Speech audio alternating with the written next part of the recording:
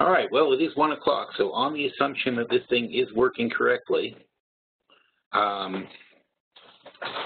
let's see. I'll do the disclosure just to get started. Access to this webinar is for educational and informational purposes only. Consult a licensed broker or registered investment advisor before placing any trade. All securities and orders discussed, tracked, and monitored in virtual trading accounts. Virtual account prices and returns may differ from actual trading results. Commission costs are excluded. Neither PhilStockWorld.com, PSW, nor its affiliates, nor any of their respective officers, personnel, representatives, agents, or independent contractors are in such capacities licensed financial advisors, registered investment advisors, or registered broker-dealers. Nothing contained in this webinar, website, or promotional material constitutes promotion, recommendation, solicitation, or offer of any particular investment security or transaction.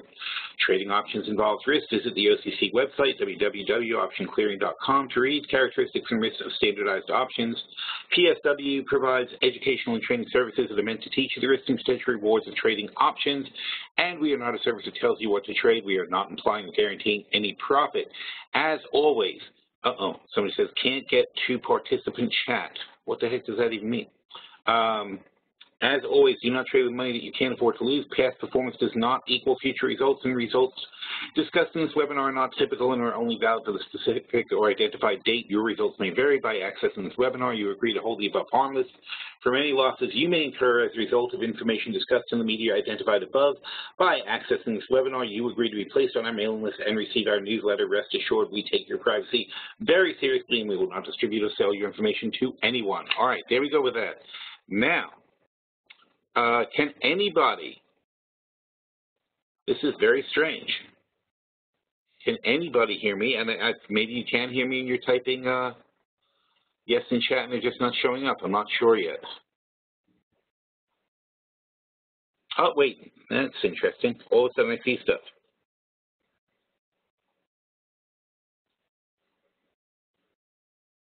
Okay, Pat says hi. They have to select the chat balloon in the upper right. Oh, okay. All right, now people seem to be able to hear me. Boy, it's a weird thing. For some reason, it's just so all of a sudden all the comments poured in at once. Okay, hopefully this is working now. All right, so use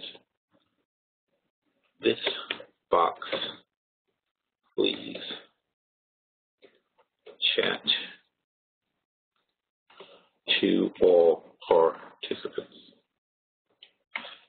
Yeah, because somebody had a whole conversation in the Q&A box last week. I don't see that stuff when I'm doing the webcast, so it's unfortunately. All right, let's see what's going on.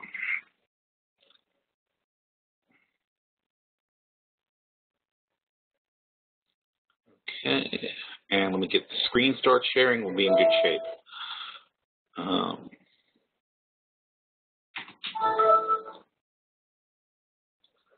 Okay, just a minute. You should be able to see my desktop.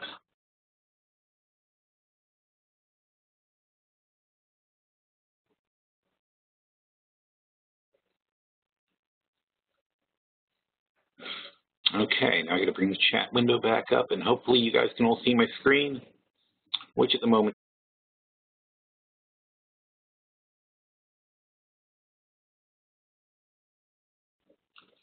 All right, so what do the markets look like? Can you guys see my Thinkorswim screen?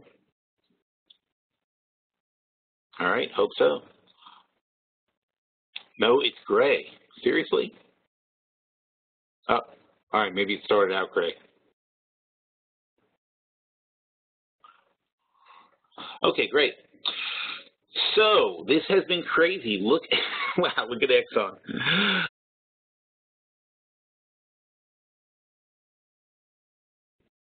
But then at right about 11 something, we suddenly went flying up just when Europe was coming to a close. And look at that move on the Dow from 16,920 to 17,020 plus. So it's a 100-point move on the Dow, a 20-point move on the S&P, a 25, 30-point move in the NASDAQ. I mean, it's just crazy stuff.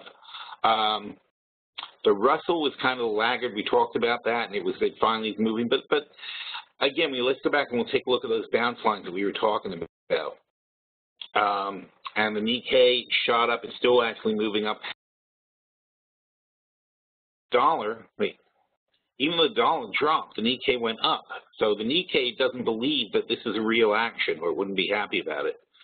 Oil shot up too. Oil's at 90. Well, oil hit 94.88, just shy of 95. Now it's 94.66. All right, and you know, I mean, you might want to ignore this sort of thing. It's very dangerous to play it. I personally, this is the kind of thing I like to play because I think it's just a spike that doesn't have a lot of merit and it's worth shorting. We'll take a look at the volume here. It might be kind of faint, but you see here 11. So look at the action. Here's your volume. Here's the early volume like that. Fades out. Then all of a sudden, this is not a big volume spike. All of a sudden, you just get a move up, but there's not a lot of conviction to it. And in fact, look how fast the volume drops off. So somebody just placed a big order with the intent of pushing the market up. They hit their goal. The computer program that ran this hit its goal right here. That was their goal. And then they let it go. Computer program shuts off. But now the retail people who see this spike and they want to jump on because they think they're going to miss something. And then they start coming in. That's exactly what you do this for. You run your computer program, then you start selling to all the people who start buying up here. And, you know, if it goes long enough, you'll sell more than you bought. And this guy's going to make profit because his average entry is, you know, his average entry, let's say, is here. And he's selling already up here. So he's having a great day. All right, so I joined him. I'm one of the sellers. I've picked up some options. Let's see where we are. Now, I could be wrong. And, you know, when you're wrong, it's expensive. When you're right, it's very profitable. So currently I'm down 2,000 on the S&P because I started shorting at 1985, and I doubled down to a full position, 10 shorts, about as much as I want to be short, at 1990. So my average is 1987 just about. I'm a little ahead, but on oil, I ran up to 5 short as it came up towards, you know, and went past 97.50. My average is 94.75, which is right where I want it to be. So 94.75 is my shorting spot. So I'm up a little bit right now, but I'm kind of thinking we're going to come back all the way down here. So I'd like to see that line re-hit, and that'll be a nice little gain if it happens. It's hard because you want to, I mean, and by the way, I mean, I took a hit here at first, took a little loss because it went over that line. I started shorting this line. It started doing well, but then I did let it go up and it spiked up on me. So I stop out over here. And then here at this line, I take another shot, but I've got more conviction here because look at that. That line is your second resistance point. So you're past your second. You don't generally go 2 standard deviations out in one day. That's just not normal. So when something not normal happens, it's a good time to bet against it continuing. All right, so those are good entries on the futures. I usually, as you know, I like to do 1s and 2s. I don't like to do big batches. But when the opportunity's there, I mean, I can short with some conviction up at 1990 because we also know that that is our strong bounce line on the S&P. All right, and I'm not going to stop out just because it's over. I want to see how this runs. Now, going into the Fed tomorrow, it starts getting very scary. But I think just as likely that we'll have a correction where there'll be a rumor that goes the other way than we have one that goes this way. And this could be, you know, it could potentially be a very, very big move. So I'm just hoping to catch it. If I'm wrong, I'm wrong. I'm out a couple of $1,000 bucks. All right.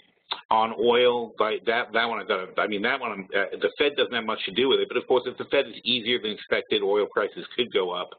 So if I just get a nice move back to 94, say I'm going to be pretty happy. It'll be like a $3,000 gain there. So we'll see. We'll watch and see what happens. We discussed this in chat. Let me go over to the chat room. We'll see what's going on. That's last week's chat. That's today.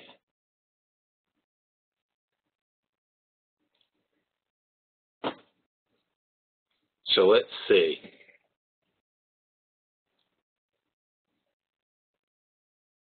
Where was that comment? What we talked about in the futures? It was earlier. So here at 12:06, you know, when I want to show you what I see when I'm saying it. So here's 12 o'clock, right? So finally at 12 o'clock, I started feeling confident enough to say, all right, We were talking about why the pop on the EU clues. Their markets finished down about 0.35%, then we started flying, and we're taking the short entry on ES 1990, strong bounce, and oil at 95.75. The last one failed because they seemed unrealistic to me. Without I mentioning, they're dangerous plays. You can get really burned on these, but they're fun also. 1750, 050 on the Dow looks good, 2.4 short. And where does that come from? That comes from what we were discussing earlier and yesterday, NYSE. Actually, you know what? We're better off looking at yesterday's because you just grab yesterday's chat because I'll show you the original with the charts.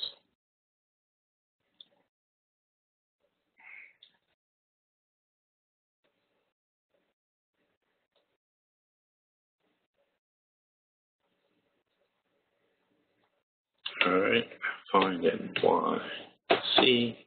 Okay, so yesterday we set these lines at 10:30 yesterday as the market was dipping. We wanted to say what we expected for our bounce levels. Now, let's go back to yesterday on this thing. So yesterday here, or here at 10:30, all right, we figured we were done with going down and we wanted to figure out where our bounce levels were going to be. How high would we go back up? So for that, we used the 5% rule. And let's get back to that now. Okay, so using the 5% rule, we chart how far did we fall, all right? And also, but in the 5% rule, when you're going over the longer term, we throw out the spikes. So we don't count like a spike up and a spike down. So I don't care about, I don't care about a, just like this part of this candle, I wouldn't care about. I wouldn't count it for something. This part of the candle, well, when you're in the day, you do count a spike like that. When it's shorter term, it's happening to you now, then it matters. But when you're looking long term, you throw out these spikes. Like this spike, you completely ignore. I wouldn't call this a low at all. So your low is here. See where the consolidation is? Your low is here. Then your low is here. Then you move up to here. So this is a progression. And so you'd say this run is like from 16.7 to 17.150. I would call that maybe 150. And here's 17.150 also holding up. All right, but looking at another chart on Yahoo Finance, I decided 17.1 to 16.950 was the drop, and that meant we were looking for 30-point bounces. And that meant 16.980 would be weak and 17.10 would be strong bounces. That's on the actual Dow index, not the futures. On the futures, the same bounces took us to 16.870 and 16.900. And we were already back to 16.9 on the Dow. The Dow never had a big pullback. On the S&P, we were looking for, and well, let's stick to the futures. I'm not going to bother with it. It's too confusing to start talking about the index, but 1970 and 1975. So what do these tell us, though? This tells us that 1975. 1980 would be the strong bounce.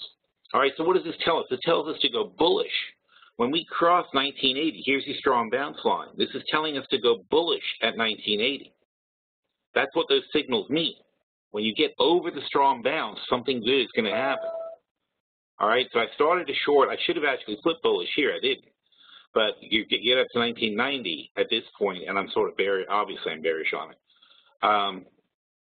So those are the way you watch your bounce lines. And the NASDAQ, we were looking for on NQ 4035 and 4045. And let's see what the NASDAQ is. So we blew that by. And you see how 4035, though, right there? That actually turned out to be the baseline for today. And now we're at 4050. And now let's take a look at the 4045. We're not impressed until 4050 is taken back. All right? So, check out yesterday's post for these full descriptions. I'm not going to go over the whole thing again. But the S&P, the NYSE, well, forget about them because they don't have a futures chart, but they're at currently, the NYSE is very important because it's such a big index of so many stocks. It's just under, it's at 109.84, so it's just under that 11,000 line. That 11,000 line is so crucial. All right, and that's what I said, we're going to watch that this week, 11,000. So it's just under there. It's right about here again, the 10,980 line. And the Russell at the moment is at what? That one's lagging. still lagging. Where at 1144. So what's the Russell? The Russell has been our leader, and when something is your leader, you kind of want to pay attention to it. So it was at 1144 yesterday when I was writing this. It's still at 1144. We call 1140 the bottom, and we look for 1150 and 1160. We're not getting that at all. So we're getting mixed signals, but the Russell has been our leader, and so we need to pay attention to that. And the NYSE is still below 11,000, and again, we should be paying attention to that. All right, so we have still weak signs here. We're still getting weak signals, and that makes this look kind of fake. The volume is low. We're not getting confirmation from our other indexes, so we have to take these levels with a grain of salt. All right, so all I'm looking for, since this went up 30 points here, I would be thrilled at this point by shorting at this, well, I'm actually shorting here at 87, but by shorting at this spot, all I need to do out of 30 points is get like a 6-point pullback back to 85, and I'm going to make some nice money. All right, so I really think that's very likely to happen. On Dow here, 17,050, you're just pushing the top. I'm getting a little nervous seeing the NASDAQ get over 4,050, but the Russell is still dead. The Russell can't even get past its baseline. All right, and we also see that the whole thing was caused by the dollar being weak, and the dollar's already coming back because the dollar has no reason to be weak. There's no, other than maybe whatever rumor hit the market, there's no reason that the dollar should be that low. All right, so we're just sort of expecting things to return a bit more to the norm. A bit more to the norm is going to be nice and profitable. But we have an hour, so we'll see what happens. All right, now, this is also going to play havoc with our short-term portfolio. Any questions? Nobody's saying anything right now. I hope everybody can hear me good. Let me see something. There's plenty of people out there. Let's see. So take a look at our portfolios. I know the short-term portfolio had to take a big hit just now because a big move like that is going to play havoc with the options. Just listening intently. Oh my God, really? Wow. Look at that. You know, usually you'd be proud that your portfolio is up 40%, but it was up 50% this morning. We lost 10% on that move because we are super bearish here. So these, you know, we do not have a lot of buffers left, and we're not weathering this very well. Again, I don't know to say that I feel we're too bearish, and of course, obviously, we have our long-term portfolio, which is bullish, but that's a big drop. I mean, to lose $10,000 in one day like that is a lot. Of course, we made the $10,000 in a day too when it dropped, so I guess it's easy come, easy go to some extent. What do we have though? We have our oof. See, this is weird. The October DXD 25 calls have plunged to 35 cents. That's really what's killing it right now, and that was a big change. They were like 70 cents. So they've lost $7,000 of market value, just those DXDs. Now, October is still a long way away, and it's sort of odd to think that DXD would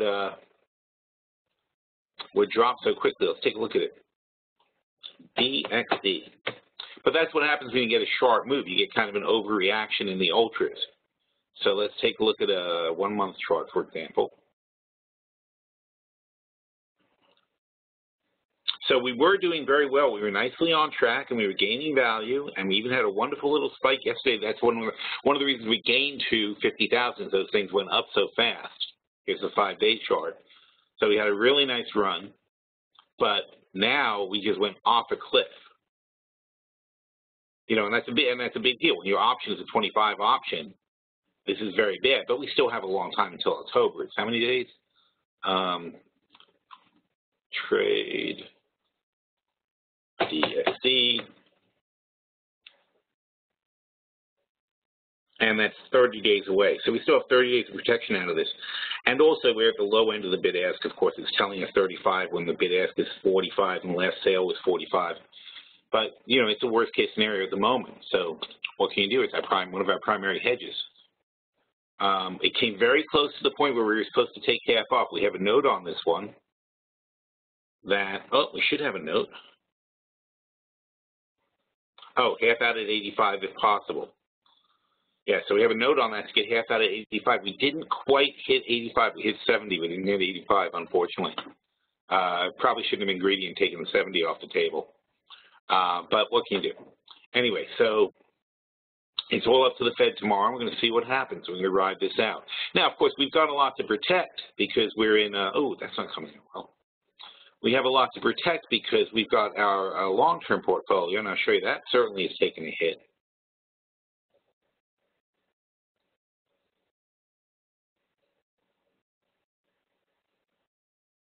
So that was up to, that was 22%, is now down to 20.9%. So we lost 1% there. It's still at 604, and if we add the 604 to the 140 in the other portfolio, that's 744. So we're still way miles above the 735. So we're 10,000 up from last week when we were coming up around 735, 737, I think. So on the whole, the two portfolios are still gaining. But it's a long-term one we want to protect because all we have to do with a long-term portfolio is, as long as these positions stay in the right place, time makes us money. Now, because we sold a lot of premium, so when we sell premium, we just want to be in the right position, and time will take care of itself. You have ones like this, like CIM and NLY, they're just going to keep paying us dividends. All right. Also, if we have time, we'll take a look at some of our buy list things. We can add some stuff too at this point because we have had some stocks that have sold off nicely for us. But on the whole, you know, it's just steady positions, and what we're doing is protecting them because we don't want to get in and out of them. We don't want to dump out of these positions if we don't have to. But on a sharp correction, it can make you a little bit nervous, so you start worrying about these things. Now, what do we have going on with Apple? We have this bull call spread, but we have no short puts. That's interesting. I guess we were waiting for, hopefully, more of a sell-off in Apple, and we're not getting it. Still, again, let's wait till after the Fed to deal with that. So for today, what I want to do is go over the portfolios one by one, and I'm sure that, oh, the 25,000 must have gotten killed too. Damn it. Oh, it looks like TF wants to join the party. Yes, it does. Look, if these guys are going up, and they are, the defensive move I should probably take is to buy some TF longs, all right, to offset the losses I'm going to be taking on the S&P unless it starts behaving itself. I just have a little too much conviction to start ditching here. Wow, look at the Nikkei fly, too. So aside from this China stimulus, the reason we're up is apparently there was an announcement of more Chinese stimulus, but it wasn't that much. It's only $81 billion. It's like a drop in the global bucket. So I think this is a bit of an overreaction, especially because probably it was, what, 500 billion won or something like that? That sounds great until you do the translation. Who posted that? Somebody posted that. I mentioned it before.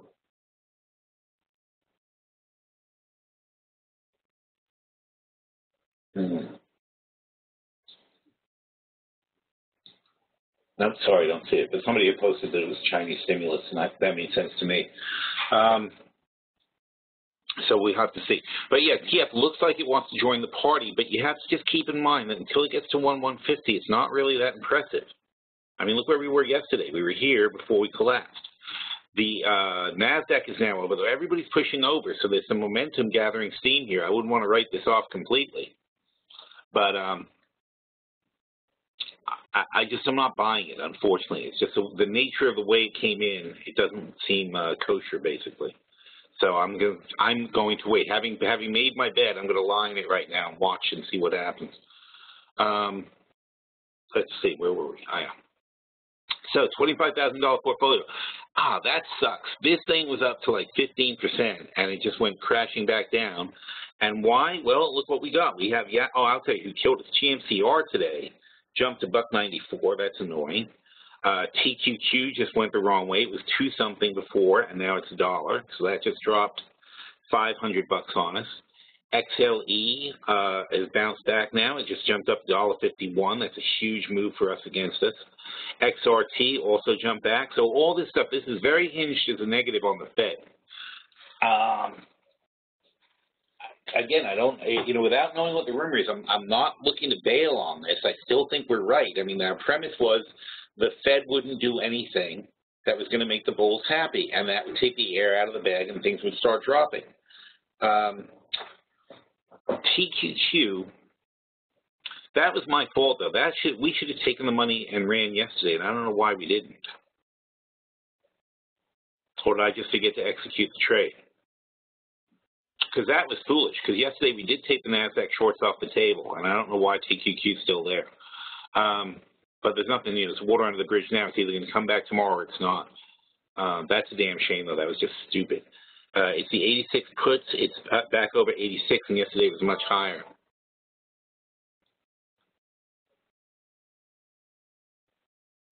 So let's see. Jazz says, looks like somebody big is messing with your head in the seminar. Maybe. I mean, they know what we're betting. You know, some people can see what we're betting, and then they know what time we're betting it. So, but I'm not that paranoid. Yeah. Abby says he took the money on SQQ. That's good. I mean, geez, I can't believe we didn't take that TQQ off the table. I mean, we took other things off the table yesterday, so I'm kind of ashamed that that's still there. What are your thoughts on BTU here, Steve says? It's bounced a bit, and do you feel that's farther to fall? No, I wouldn't bet against BTU. I think, you know, look, you can't change, even if you want to change the entire world's energy consumption and so on and so forth, the reality is coal is the major source of energy. It's not going to change quickly. You can bitch about it in these countries, and we're going to cut back and do this and that, but on the whole, people still need coal. So I think that it's generally just an overreaction to see BTU as low as it is. And where is that? We're long on BTU somewhere. I don't know where, but I know we have them long. But down here is where I like going long. Down right here. See right here, 14? This is too low for these guys. Okay, and they're down here now. So, you know, you might want to let it play out a little bit. But this is just too low. You got to put your foot down at some point and say there's a value there. All right, if we look at BTU on Yahoo real quickly, our beloved Yahoo up at whatever they're up to today. It's very nice. So, first of all, they pay a nice 2.2% dividend. That's lovely. They don't have it's interesting. They don't have a 4P. Let's see why. Are they losing money? Are they losing money?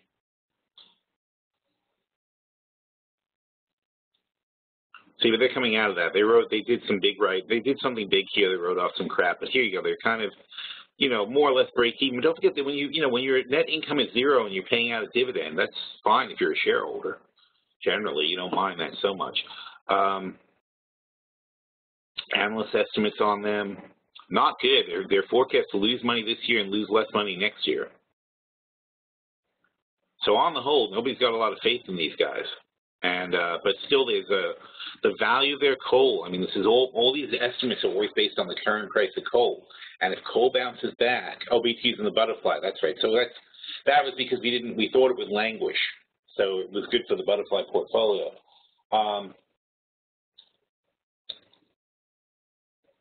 In other words, I think the value's here at around this price, but I don't also expect a huge pop in BTU.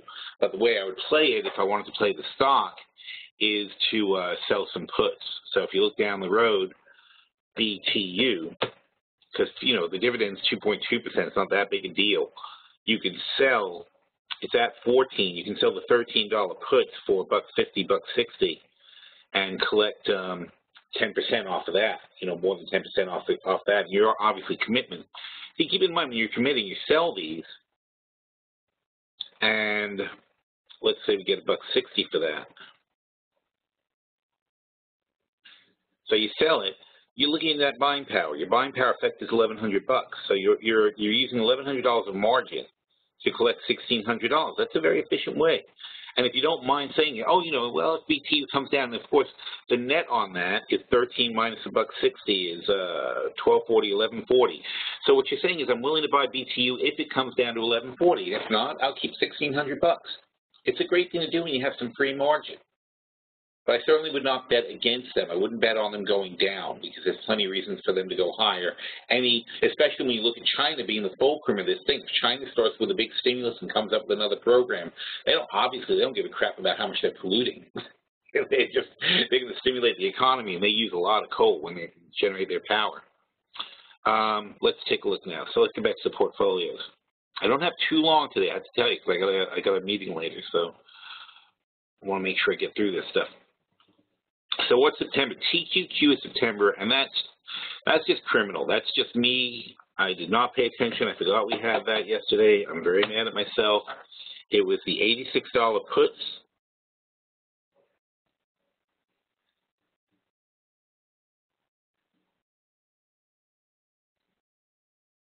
And unfortunately now they're not in good shape, and I'm not sure we can recover because it's going to basically turn on the Fed. So the loss just today was huge. In fact, let's take a look at where TQQ was today. When you're this close to expiration and you've got a position TQQ. So when you're this close to expiration and you've got a position that's profitable, you take it off the table. You don't let it ride. That's crazy. And unfortunately, that's what we did. They were down here, so they're down below 85. They were worth at least $2.50. They were worth at least $1.52 down here. And we had that this morning, and it just boom slipped away. All right, so that's very upsetting. Now, tomorrow with the Fed, it can go back here this afternoon. It can go back here tomorrow. But again, we're going to be looking to take those off the table. And I'll make an announcement in chat if we do. But at the moment, I'm just basically pissed off about it. That's a stupid thing to do, and especially when you have a small portfolio. You don't let profits like that slip through your fingers. All right, XLE we got till October, XRT we have till October, and that's just a matter of saying we still think the market's going to sell off, and we're going to see what happens with that. Yahoo we like. Yahoo's up to 42 bucks. We took the 38.45 spread, and we're almost at goal now, and now we're just waiting for that Alibaba IPO on Thursday to see what happens. Butterfly portfolio. Now, this one gets tricky, so we'll take a good look at this one.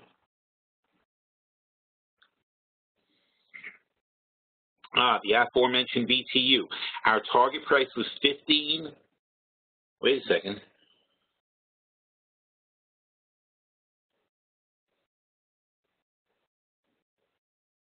We sold the December $16 calls. Sorry about that. Long call. Oh, I see. We sold the $18 puts. That was aggressive. That's not working out so far, but it's all the way to January. Now, we sold those $18 puts. They're obviously way over that, but let's see what happens at BTU. They were the January 18 puts. We were aggressive at one point. They're now about $4, and now we look to see where we can roll to. So we look down to 16, and what's going to be these 18 puts are not. This is not a very good roll. These 18 puts are 470. So we'll have to decide what we want to do about that. We may want to spend a little bit of money and roll them down to the $15 puts and just hope to get that money back. So it's not looking good for 18. Again, I'm less aggressive now on BTU than I was. Meanwhile, we sold the December 16 calls, and they don't look like they're going to do very well, so we'll collect that money, and we'll just have to let it play out. But this is so far not a very good one for us, so we're not happy with BTU. There wasn't much to do about it. We couldn't have sold more aggressive calls. It just wasn't in the cards. We were still worried it might pop back up. Still might come back up. We'll see what happens. But that one is one that's not doing so well so far. Disney, we sold the $85 puts. Well, that's easy money. That's gone. And these are September. They'll expire worthless. We sold the 85 calls, not so good. And those are coming in the money at about $5 or they'll be $5.20 at the moment. They're even $5.25 now. But fortunately, we sold them for about the same, about $5.10, $5.15. So this is just a losing month for Disney because it popped higher than we thought it would. So what are we going to do? We're going to have to look at Disney. Oh, shoot, wrong thing. So what we have to do now is look at Disney and think about what's going to happen to it. I'm sorry, were these, was that October or now? Those are September, so we have to make a decision. So our target was 85 when we sold them. All right, and we thought it was going to stay around here, and it didn't. Now it's up here. All right, and what do we know about Disney? We know they had Guardians of the Galaxy. That's, in fact, that's what the wild card was. The movie Guardians of the Galaxy was a huge hit. So instead of them drifting along here as we thought they would, that movie was the box office hit of the summer, added quite a lot to Disney. Also, the park attendance has been good. You know, everything's going well for them, but the movie was a big booster in that thing. So now we kind of expect Disney to have good earnings and probably good guidance. So I'm not going to be looking for them to actually fall further below, which means that on our roll that we do, we're going to want to go roll higher. So we're going to take the September EIS. So we're going to take these 90 calls, and we're going to wait till, 85 calls, sorry. We're going to take these 85 calls, and where we're going to roll them is we're going to sell, oops, hang on a second. I like to know when earnings are, because you want to think about that when you're doing it. So what's the earnings date? Earnings date is November 5th. Okay, great. So that means we definitely want to sell October because they don't have earnings in October. So it makes sense for us to sell these. If we sell the 90 puts and calls, we're going to collect, not that much. I'm not happy about that. All right. So in this case, what I would want to do is sell the 8750 calls for $350 and the 90 puts for $145 or so. And that's going to give us $5 back. All right. So if Disney's higher, what's going to happen is these guys will end up going back to $5. If Disney goes to 92.50, let's say, these guys will be $5. But then these will get wiped out. So we'll gain, because we already owe $5, so we would gain $1.50 on that roll. Now, don't forget, this is before earnings still. So if Disney does roll along and stay at 90, we'll pick up $1.50's worth of ground at 90. So these guys will fall, in fact, at 90, these will fall to $2.50, and these will be zero. And then we'd have a $3.50 profit. I'm sorry, $2.50 profit. Oh, so we get $2.50 back, and then it would be a lot easier to roll. Then what we're going to do is when earnings comes, now we have to decide on that, but we'll see what happens. We'll see what happens to those. So what we're going to do is we're going to sell the October 8750 calls and the 90 puts, and we're going to try to get as close to $5 as we can on those two. In November, we're going to get better money because we're playing earnings. See how in November you can get $5.70 here and $6.70. So you get paid a lot more money for November, partially because it's further out in time, of course, and partially because you have earnings coming in between, and that causes volatility. So even if we let these ride to October for 30 more days, so it's roughly about October 15th or so, even as we, October 15th, 17th, whatever it is, even as we let these ride, we're going to have a nice premium to sell into in November, all right? But October, we're not expecting much movement because nothing's going to change between now and October. The earnings aren't for another almost a month or 3 weeks or so after the October expiration. So we're going to, just for October, do a placeholder where we're hoping we're taking the $5 that we owe now and we're splitting it between the 8750s and the 90s. And since they're on both sides, they can't both pay off in full. So in other words, they won't both be $5. That's not going to happen. The in between the two is a big win for us. 90 is a big win for us. We win $250 at 90, and only really over 92.50 or under 85 can it hurt us. So our range of profit here is from 92.50 to 85. We're able to make some money. And don't forget, we sold them for $5 in the first place. So we're not losing money. We're just not making money, not this month. So we had on Disney, in that case, a bad month. All right, I hope that's clear. I don't see any questions, so hopefully it is. I'll assume, and they'll go on. JP Morgan is right at where we sold. Oh, no, that's not the calls. Darn it. Where are the calls we sold? Oh, I see. We didn't sell any puts. We sold the 5750 calls for $1.72, also hurting us. Boy, you got a lot of things hurting us this month. It's funny how we're still doing okay, but we have a lot of things hurting us. JP Morgan, we did not sell the puts because we thought that the thing would drop. It didn't drop. These are September's, and we're just going to roll these along to October because that premise is the same. We don't think they had such a great year. JP Morgan's earnings, always check this though. JP Morgan, when are earnings? October 14th, so right before expiration are earnings. We're going to want to do a roll probably before earnings.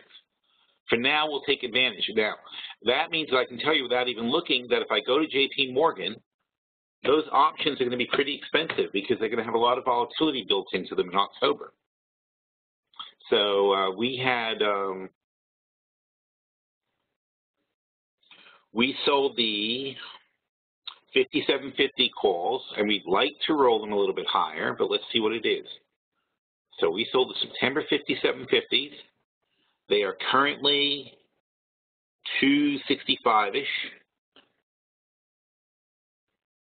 Oh, we cashed the puts prematurely. Thank you, Francisco. That's only why we did that. And I'm sorry, we said that was 160.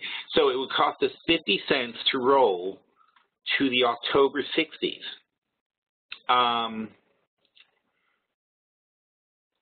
Or we can collect an extra $1.30 by selling the 5750s instead. That's an interesting thing.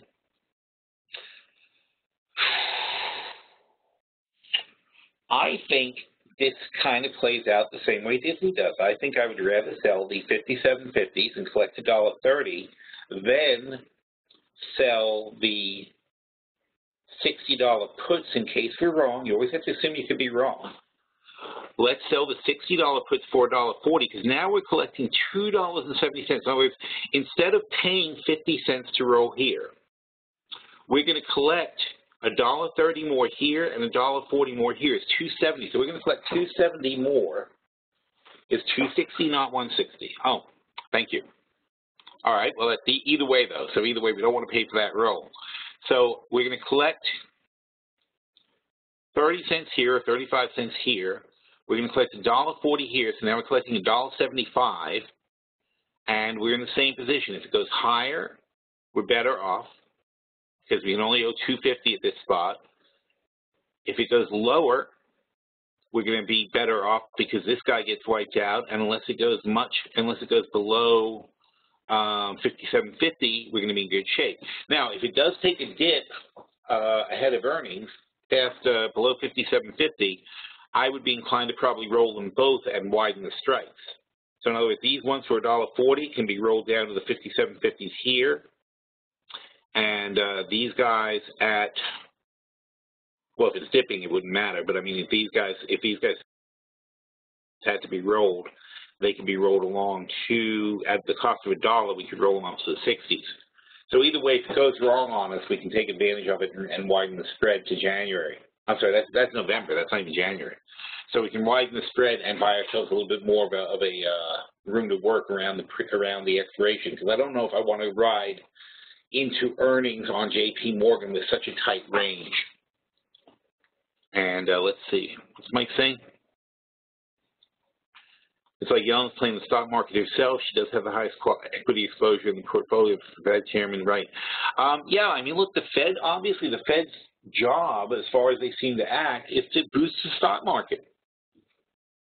You know, and that's what they care about. They care about making, every time the stock market dips, they jump in and say something.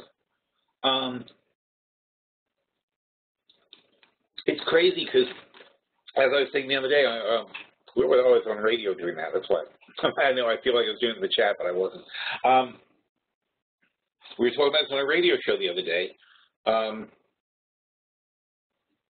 It doesn't matter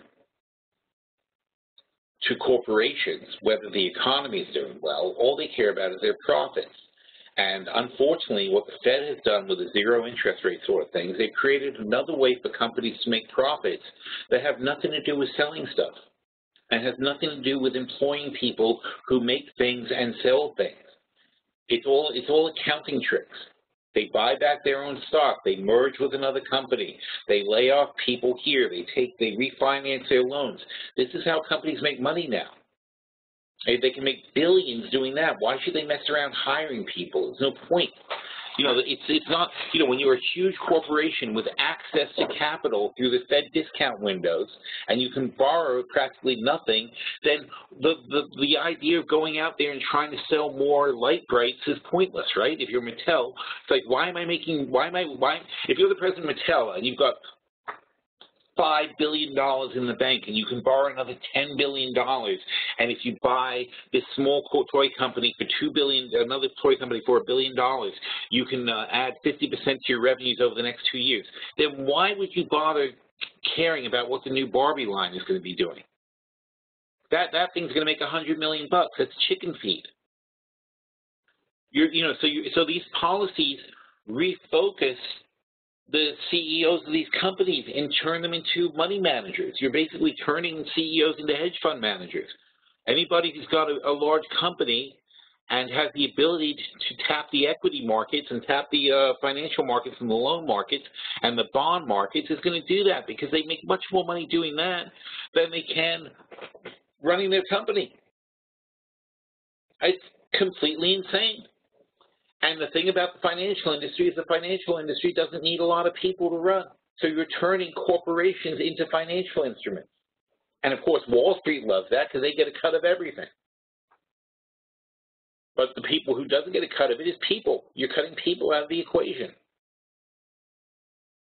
All right, so I talked about that on the radio with a guy the other day. That was just like, I was trying to explain because he's saying, how come the stock market goes up if corporate profits aren't going up in the same ratio? And it's because it's got nothing to do with it. It's changing the nature of their business. They're all becoming financial companies. And it's scary. It really is. It's just that the mundane aspects of making money for, of producing things and growing things and building things, it just doesn't make enough money to interest in Wall Street anymore. It's boring. It'll become interesting again when everything collapses, but at the moment it's not exciting for them. Okay, so Francisco's saying, yes, CapEx is so fast there, that's right. So Francisco just said, JP Morgan, yeah, we looked at that. 3 days before October expiration means a week before that, we're going to roll. But right now, why not take advantage of the premium that we're able to sell to? All right, so that's where we are with that. Now, I'm saying these things, these are just going over it. These are not official. We're going to officially do all these rolls. Tomorrow I'm going to probably make a list, and we'll go over it in the portfolio. So come into the chat room tomorrow and check it out because we're going to have all these official portfolio reviews I'll get tomorrow, especially for the short-term ones. I'll at least do the 3 short-term portfolios. Not short-term, but I'll do the Butterfly, the $25,000 portfolio, and the short-term portfolio tomorrow because they'll have September things we need to move on. So I have that listed out, and we'll make our final decisions. Well, damn, that's going to be tricky because the Fed comes on at 2. Well, all right, whatever. We're gonna have to make some decisions either way. So at some point tomorrow afternoon, it will get done. It looks like we're hitting the strong lines except the Russell, which is weak. Yes, but the NYSE is also not making its lines. So those are the 2 I'm holding out on right now still. I still am not seeing the kind of strength that makes me want to get out of my short bet. Oil's back to 95, though, unfortunately. So we'll have to see what happens. It's a big bounce. Oil just bounced back up about 50 cents while we were chatting. The dollar continues to be fairly weak at 84.16 at the moment. Oh, yeah, we got the Scotland vote coming. It's going to be a crazy week. I think the Scotland vote's a lot less important than the Fed, though. All right, back to your portfolios, right? Okay. OIH. OIH is usually such a nice, quiet index, and that one's actually right on track. See, sometimes these actually work. These 2 short ones are both looking good. We're right on target, and we're up about $1,300 there. Oh, that's a good point, by the way. You got to look at the big picture. These don't matter. See how they cancel each other out? Down 22, up 22. Those are our. Oh, these are September. Sorry. These guys cancel out 2,200 each. These guys are up. These are our long ones. So these are up 11,000, down 11,000. Who cares? They're placeholders. They're really there just to placehold against any a significant move that could really hurt us. But they're going to gain and lose whatever. BT, same thing. You've got these guys are up. These guys, well, these are both down. Why are they both down? Because they're both puts. Oh, I see. Sorry, it's the calls I was talking about. Well, actually, all 3 are down. That's unusual. So your calls are down and your puts are down. So that one's not good. But generally they'll balance out. Like here, you're up and down 11. A normal acting one, they're up and down 11,000. Now, in here, these two guys canceled out. Okay. Here, these are the JPM longs. They cancel. Well, they don't really cancel each other out, but they're close to canceling each other out. But the real money is here, and we lost 950. But on this one, all right, we're up 1,300 there. So OIH is going to expire, and we're just going to sell the same ones basically. We're not. I think I probably would want to target a little bit higher on OIH for next month because I think that we kind of bottomed out on a lot of those things. We've been buying, like we bought a couple of the guys in the OIH, the drillers. So I think it's a good time to actually buy here. So on OIH, I'm going to want to sell a little bit higher this time. Maybe I'm not the 55s probably, but we'll see. But anyway, so these guys are right on target. TXN, 47.85. We're also dead on target there. And you see how nice that is? So, again, we don't care about what happens to the 2016s because essentially these are our placeholders. This spending here, the spending 310 and 325, that's what allows us to start selling premium. So we spent $6,000, but what did we do here? We sold $3,000 of premium in one quarter. That was a quarterly sell, I'm pretty sure. And look what we make here. We're making $2,000 on our $6,000 investment, and we get to do this 4 or 5 more times.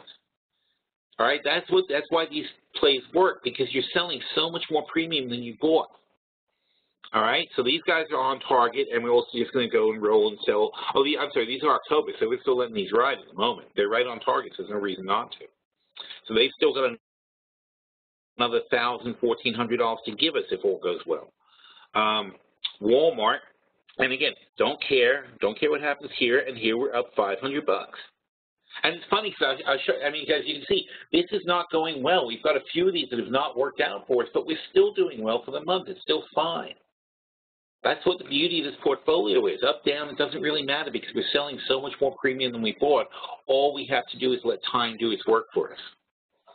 All right, so are we going to take Walmart up to a 10-contract position? No, because I got no idea what they're doing. It's been pretty hard to call. They went up. I thought they'd be steady here, but we're probably just going to roll these along to the where they've got earnings coming up too. I'm probably going to want to roll those out to the October 75s. I don't have a handle on what they're doing, so I'm not too keen about doing it. So yes, I think I will. I think I will stay at the same 75 strike. I mean, if we look at the Walmart strikes, I don't see how they're having good earnings or anything. I don't see why they're going up. October, the 75s, we can collect $2 here, $2.50, and at 77.50 we would collect less. So I certainly would rather sell. I'd rather collect more than collect less. Obviously, they're in the money $1.40 here if I sell the 75, but I just think I'd rather have the protection there. I really do. I just don't see how I don't even feel like, we could sell the 77.50 puts and play for them to be in between, and then we collect $2 here and $1.50 here, $1.60 here is $3.60, and that gives us a pretty good cushion. And don't forget, if it comes in between 75 and 77.50, then it's $2.50, but we sold $3.60, so we're going to make $1.10. Anything between these two makes $1.10. Then, if it goes either way, too far below or too far above, we have a $1.10 cushion before we lose money. That's how those work. So it seems like you're betting against yourself, but that's okay because the whole point is just to sell the premium. Let's go back to this Walmart. Because in Walmart, we only spent net, no, not net, I'm sorry. In Walmart, we spent $6.90. So let's say we spent $7. So don't knock making $1.10 in a month when you only spent $7 on the position and the position has 16 months worth to sell. Okay, making $1.10 a month when you only spent $7 is fantastic. And that's what we're trying to do with these trades. We're only trying not to lose money. You don't try to make as much money as possible. You try to not lose money and just make a little bit, because those little bits add up and add up and add up, and after a while you just book in profits. it's a slow grind. It's not. I know everybody likes to win. You always want to have a winning position and do this and that and make most money. But it's not about that. It's really just about letting the thing play out and letting the premium get eroded that you're selling. And if you're not sure, you take a hedge that gives you a pretty wide. The idea is to widen those strikes as far as possible, so anything in between them makes you some money. And in that case, by doing that split, which I like now, by selling the 75 calls and the 77.50 puts for October, we're going to have a hard time not making $1.10, and I'd rather have a hard time not making $1.10 than try to make $2. All right, so that's the way you want to play these kind of things. Mike says, what I fear for Yahoo is sell on the news that any sell-off should be bought. The company's cheap. Well, we're doing bull call spreads on Yahoo, and I think if there is a sell-off, yes, I think buy right back in because it's silly. The only thing that's really going to derail Yahoo at this point is a very poor IPO for Alibaba. They're IPOing at $160 billion or more at the moment, and Yahoo has 22% of them, so that's $35 billion, maybe $40 billion that Yahoo has coming to them from their Alibaba stake. Now, if it then goes to from 160 to 200, that's 25% higher. That's 25% more for Yahoo. Now they're up to $50 billion. And the valuation of Yahoo is still only about $37 billion. So there's a $37 billion company with $50 billion worth of stock in another company. That's crazy. And you know what? We had this with,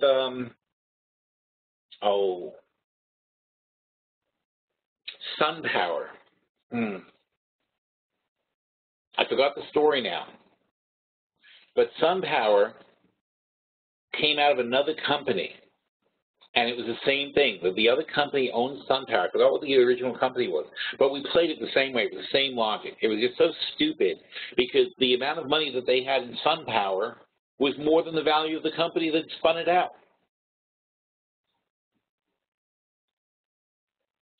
I'll tell you a funny one. Chipotle spun out of McDonald's. McDonald's used to own Chipotle. They spun it out as a separate company. They should have just kept it. They'd be doing a lot better now. Let's see. All right, so we talked about Yahoo. Another $5 to $10 billion for Yahoo Japan too. Oh yeah, right. I mean, there's all kinds of things you're not counting in Yahoo. It's not, like I said, it's not a worthless company, but I'm just talking about just the damn Alibaba stock puts them at $40, $50 a share. Even if the rest of the company was more worthless. So it's just crazy low valuation on Yahoo. Still is, even though it's gone up a lot, it's still way too low. All right, so we're done with these.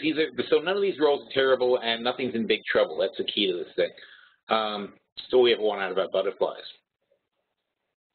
The income portfolio, that's going to be looking bad right now, so we didn't have the right bets on. Let's see. 6.5%. Now, mostly this is being caused by Apple because we have this major short position here. We haven't adjusted it. We haven't done anything with it. We're just leaving it alone. And why are we leaving it alone? Well, technically, it's $16 in the money. And we're being charged the full 16, but eventually we're going to roll it to longer calls. These are Octobers. So what can we do with these? What do we do with the October 84 or whatever calls?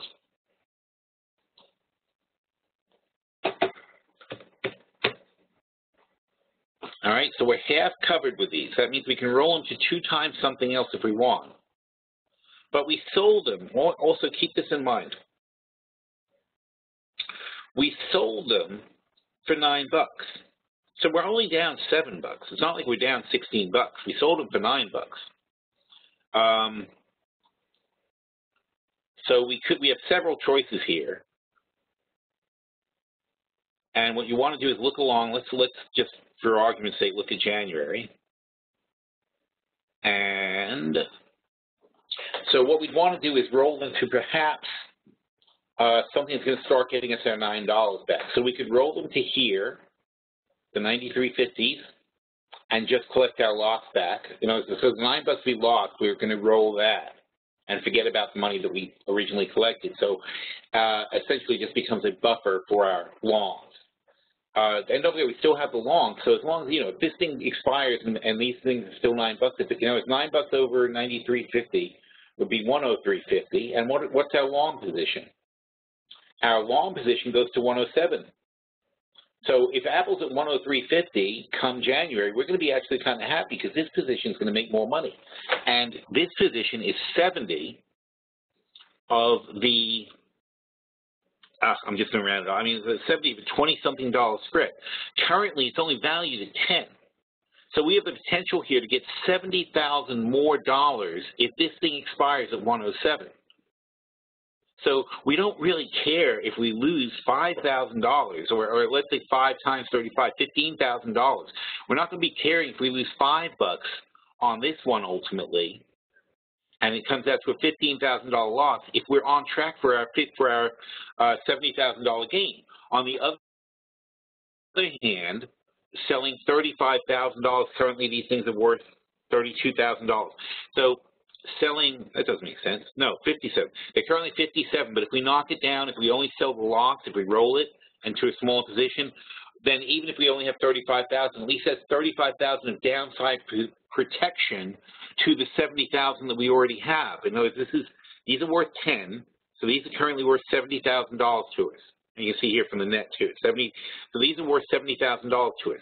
This is giving us currently $57,000 worth of protection on our $75,000. Because if this dropped down to the point where this got wiped out, then we pick up $57,000. So we're only risking $13,000 to the downside on that position, ignoring the puts. So we're risking $13,000 net on this position. Our upside is $70,000. And that upside is realized even if Apple only goes up $7. Apple going up $7,000 times 35. If we left these, we can't leave them, of course, because they're October. But even if we left them, Apple going up 7 would be $20,000 loss over here, and so we'd still be $50,000 net ahead if Apple got to 107 and we didn't change anything else. All right, so it's tricky to manage these because you have to get used to the idea of what you have and what you might have or what you will have. And here, in fact, obviously, this is 87.51. So if Apple just stays at $100, basically, these are worth 50% more than they are now. So they're currently 70,000. So you have 35,000 coming to you if Apple just stays where it is now. All right. So there's a lot to consider, and so we know we can roll these. And in fact, I'll show you the. I'm sorry, they were $16. So if you look here to find out in Apple what calls are $16, here you go. So it's the 84.29 January. Wait a second, did I get that number wrong? These short 87s are, oh, I'm sorry. These short 84.29s, no, they're too far on the money, so you have to do something with them. Because we wouldn't want to roll to the same 84.29s. That would be silly, $16. We could roll to the 85s, but we would probably, what we want to do is sell some puts. So let's say we sold the 90 puts for $2. Then we could roll the $16 calls to whatever is $14. So let's say the 86s. So we roll up $3. So there's a lot of ways to handle it. We haven't sold any puts to offset it yet. We sold 20, but not too many. And we also haven't split it, and we also haven't decided that perhaps what we want to do, though, is ignore the $9 that we already collected and just try to get rid of the losses. If we do that, we can roll to something that costs $9, like the 93.50s. But then, what if we still sold these $2 puts? Then we could roll into something that costs $7, like the 97.14. All right, and then if we're selling 97.14s for $7, we're back in the premium selling game, aren't we? Because that nets out to 104. Oh, 7 is my current loss. Okay, well, whatever the current loss is. So that's the concept is the same, though. In other words, you want to just roll the loss. So you don't have to roll the entire position. You can just roll the loss because we collected the $9. There's no loss to it. We don't have to get that back. It's in our pocket. What we do is take it out of our pocket and we say, oh, darn, we were hoping we get to keep the $9, but we won't. And what's our loss? Our loss is the additional 7. So now we're going to try to work to get our loss back. But like I said, though, even if we don't get that loss back, that loss is $7 times 35 contracts is $21,000, $25,000, whatever it is, versus if Apple does keep going up, we're looking at a $70,000 gain. So that's what a hedge is. You know, a hedge isn't going to make money when your main position is making money. A hedge is going to lose money when your main position is losing money. The trick is just not to lose too much money so that you ruin the trade. And we're not doing that. But unfortunately, because of that particular position, we have a very messy sort of balance in our income portfolio. Even though it's in very good shape, it sounds bad. All right, so what else do we have? I'm only caring right now if we have anything in September. Because all these positions we went over last week and we're happy with them. And again, when I do the full review, I will go over all the positions in more detail. And Mike said he sold the rig puts. I like that. I like selling the rig puts. That's our number one. In OIH, that's where we're bullish, is on rigs. We like them a lot. Let's see. Nothing. Boy, we didn't take a lot of short-term positions here, did we? We have the October apples. We know we have to deal with them, but not until October, or actually before earnings. We're certainly going to risk earnings on this, are we?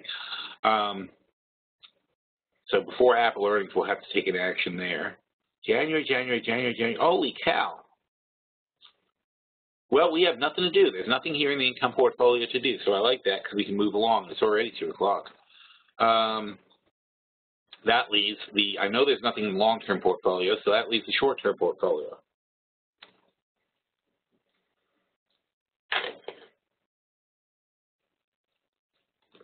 Wow, we got whacked for another couple of $1,000 while we were doing this. All right, cake. What's wrong with cake? They're at our strike. So, and again, this is another thing about portfolios. If you look at these numbers, we're currently showing a $2,400 loss. Oh, because they're calls. Sorry, I thought they were puts. We're showing a loss here, and we should be showing a loss here because it's not making money. So cake is not doing as well as we expected. We kind of wanted them for an earnings play, but I think we're going to roll them to something further out. We'll probably roll them to a spread. We're down a bit. You know, we're not down too much. We're down $2,400. I do like cake. Our premise is that lower commodity costs on food are going to be good for them, and that has not been realized yet. C-A-K-E, so we have to give them till earnings. See, they got rejected here. They were doing well. They were right on track, and they just got rejected here, but they got rejected on a weak market, so I'm not too worried about it, but I think it's a good time to take advantage. And, you know, because rolling isn't giving up. Rolling is taking advantage of a low thing. In other words, I can now buy a longer position in cake.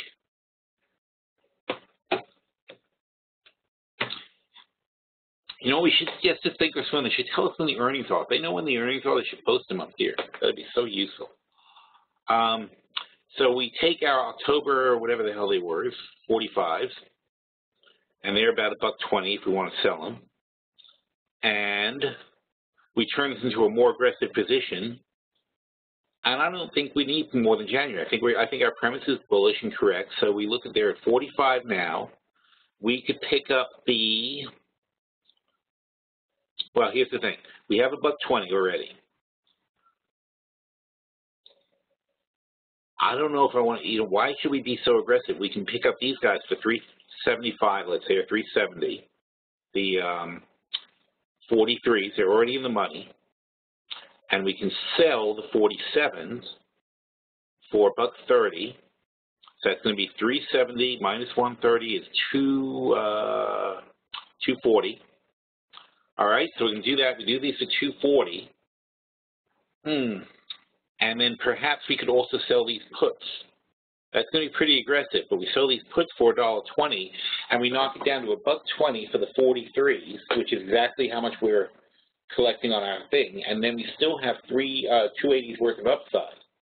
And so that's spending any more money. But what are we doing? We are committing, because of the puts now, we're committing that if we're wrong, we're going to end up owning cake at 43, actually at 44.20, because that's that $1.20 that we're spending too.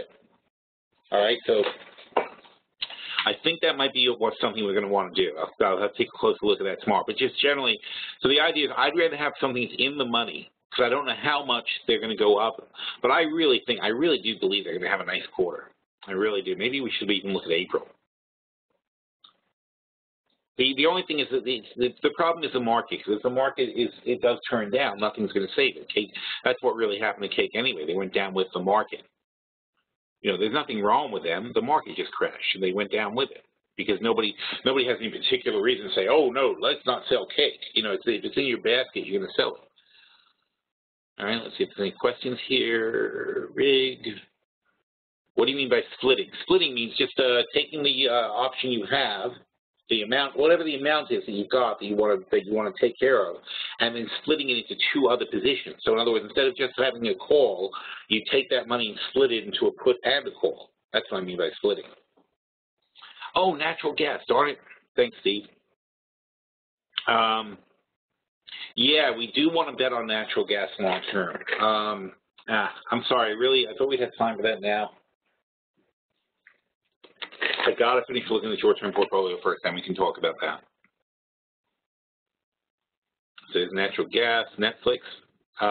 Yes, Netflix. There, I've talked about it.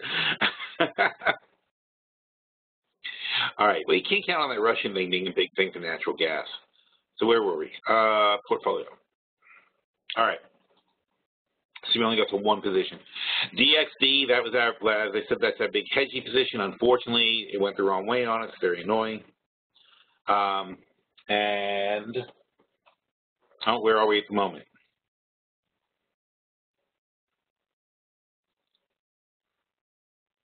Just not catching a break. 1993. How about oil? Well, at least oil's coming back down. 1993, 4058.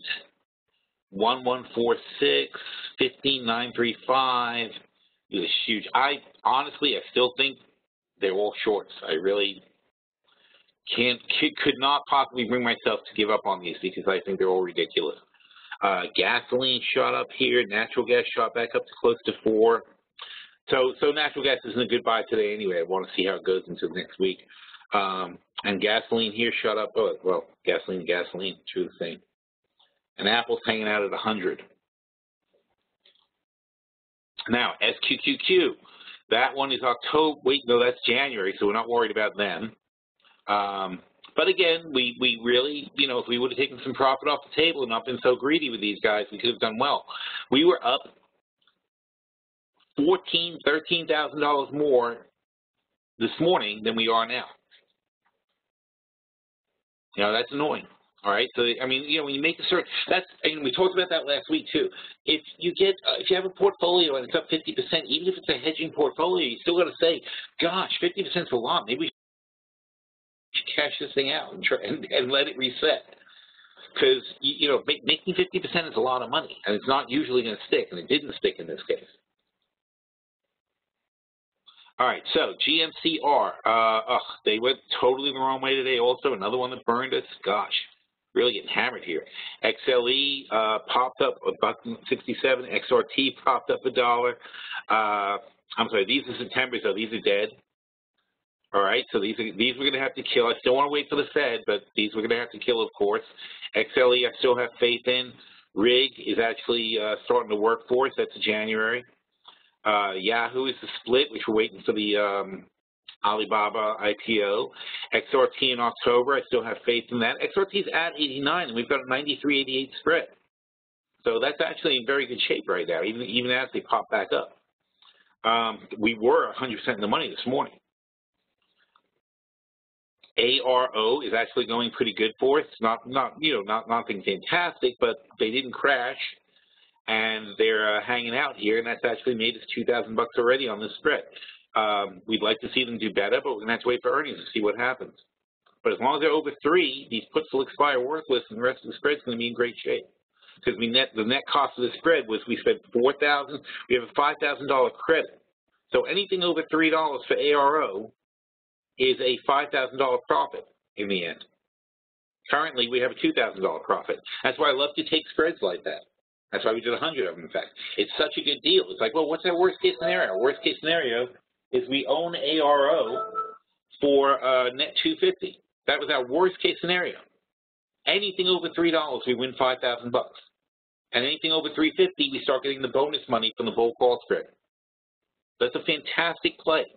You know, when stocks are below $5, if they're not going to go bankrupt, there's all kinds of great things you can do with options on them.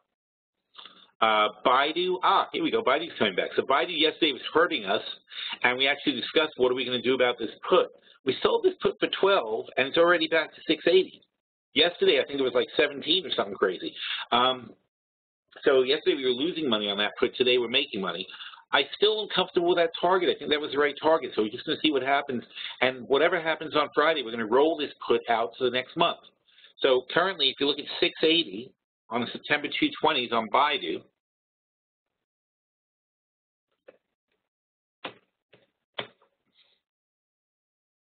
so the question is, what in October is $6.80? Well, nothing really, but basically, so if we wanted to roll lower, we could spend $1.60 or $1.20 and roll down to these guys, the 210 puts.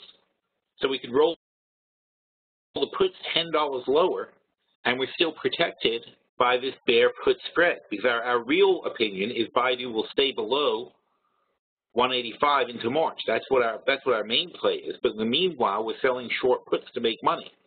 And it's working great so far, because look where we are. This position is net 700, and we've made 1,500 on these. That's fantastic. FAS, they've gone up on us, but we sold these, where are we? We sold the 100 calls for 442. They're at 780. So we're going to have to roll those along. It's the same thing. We're just going to roll them higher. I have no belief that XLF should be this high. And we're going to see what happens with earnings. But basically, we're not doing anything special here. We sold some puts for January. No, wait. Fast. We have a bull call spread, and we sold those puts. We haven't split this one. We haven't sold any short-term puts. And we already sold these long puts, so I don't really have an intention to. But if XLF stays high, I'm sorry, not XLF. If FAS stays high, this is a ridiculous price for these puts. I don't see how that can even be right. The January 62 puts with a stock at 107 are 575, so a 50% drop away, and they're 575. So we could conceivably sell more of those if we feel like it. But I'm fine with it. So this is money we have coming to us unless FAS drops drastically. If FAS drops drastically, we collect this money. So if you net these two out, we're only down a couple of $1,000 as we keep rolling. So there's nothing to worry about here. It's just the nature of the position. It's like the butterfly portfolio, because this is a butterfly portfolio type of trade. Like the butterfly portfolio, it's just like, okay, this month didn't work out for us, but next month will work out for us. You just have to keep selling the premium, and eventually it catches up with you. SLW, what do we do with that one? We have the short puts. Oh, we don't have any short calls. Very good. Okay, so we don't have any short calls. We're happy with this position, and eventually, if SLW gets higher, we'll look to sell calls again, but there's no reason to sell any calls right now. And on Tesla, this is working out wonderfully for us. This came down already, and Tesla's 259. We sold the 275 calls. That's $12,000 we have coming to us if Tesla stays below 275. Yeah, so I like these. So all these positions I'm happy with, basically. That's all I can say about it. And like I said, in the long-term portfolio, we don't have any, let me see. So this guy is at 136,800, and the long-term portfolio was at 606. Let's see where it is now.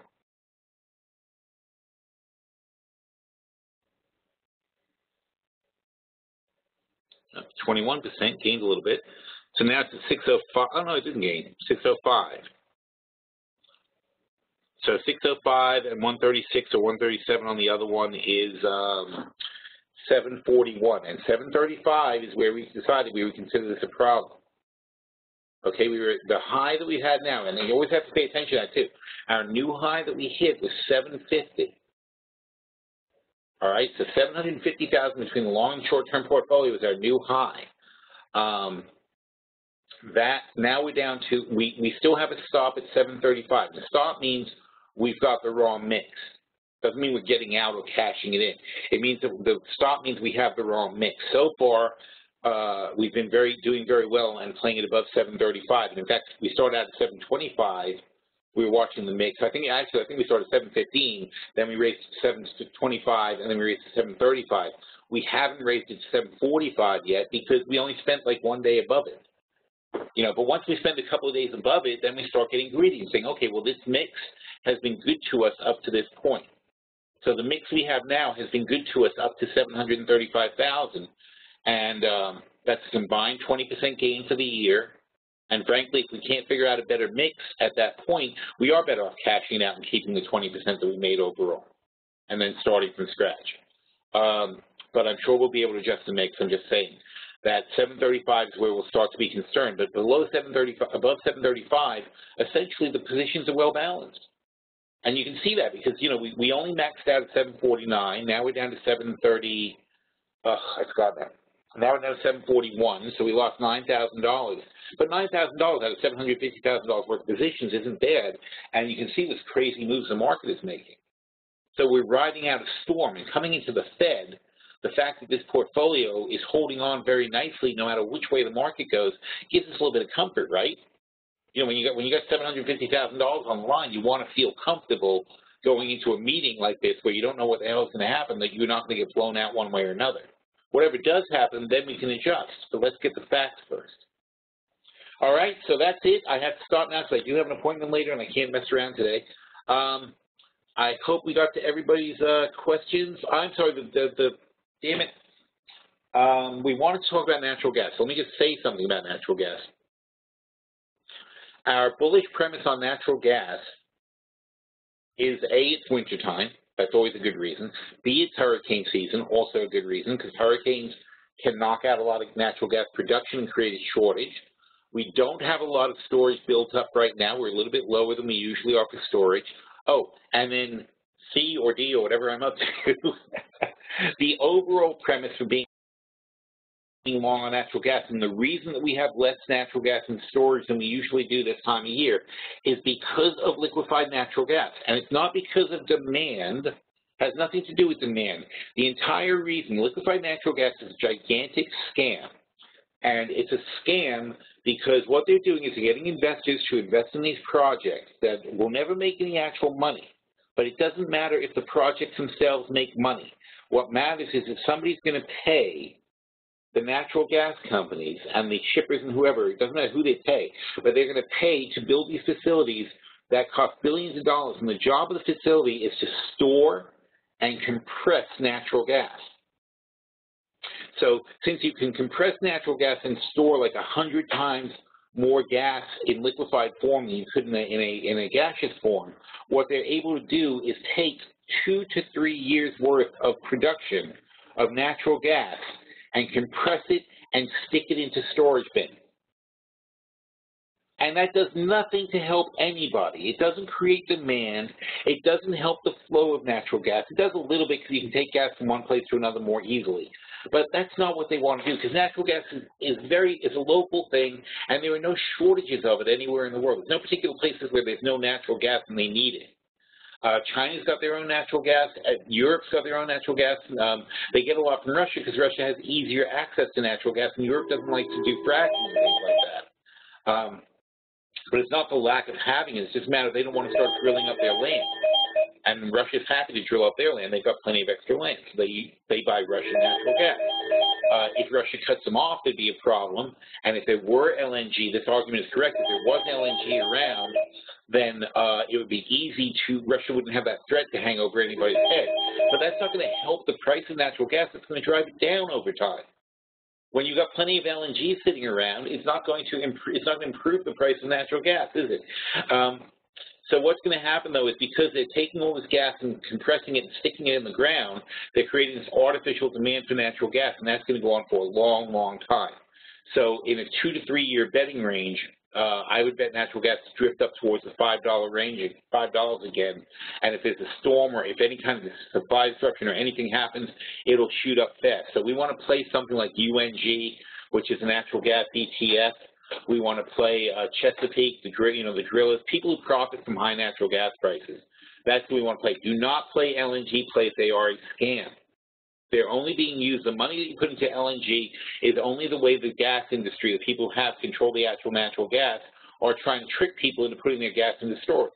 They're creating, they just want to create that artificial demand for it. There's not going to be any profit in having what is essentially going to be 2 to 3 year supply of natural gas sitting in tanks in the ground. XCO, right? I think we play XCO somewhere, right? We like them. I think XCO is one we played in portfolio, or at least we made a play on them. But yeah, I like CHK and XCO are both good ones, and Kana ECA is another good one, and UNG the ETF. I'm certainly going to have a play on UNG that we can put in one of our portfolios. Another one we want to go for, and if you guys remind me next week, I'd appreciate it. DBA, the agriculture ETF, also after the Fed, we're going to have a better handle on what's going on. We're going to want to play that as well. All right, so there's something to think about for next week, and that's certainly going to be what we're going to do. In fact, we're going to make these Fed moves tomorrow. I'm doing portfolio reviews. We're going to make the official Fed moves, and then next week we're going to start talking about some new positions, and we'll go over the buy list as well. Okay? Thanks, folks, and have a wonderful day. All right, take care.